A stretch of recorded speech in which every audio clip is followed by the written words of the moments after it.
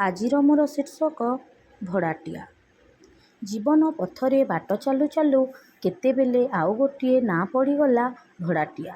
ଯେତେବେଳେ କିଏ ପ୍ରଶ୍ନ କରି ପରିଚୟ ମାଗେ, ମୁଁ ମଧ୍ୟ ଅନ୍ୟମନସ୍କତାରେ କହିଦିଏ, ଆମେ ନୂଆ ଭଡ଼ାଟିଆ।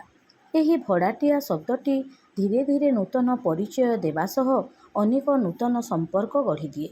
ପାଖ ପଡ଼ୋଶୀଙ୍କ ସହ ନୂତନ ସମ୍ପର୍କ ଗୋଟିଏ ନୂତନ ପରିବାରର ରୂପ ନିଏ। ମାଲିକ ମାଲିକାଣୀଙ୍କ ସ୍ନେହପୂର୍ଣ୍ଣ ଆଦର ଘରର ମୁରବୀଙ୍କର ସ୍ଥାନ ନିଏ। ଦୂରେ ଥିବା ପୁଅ ବୋହୂ ଓ ଝିଅ ପୁଅର ସ୍ଥାନ ନେଇଥାନ୍ତି ଏହି ଭଡ଼ାଟିଆମାନେ।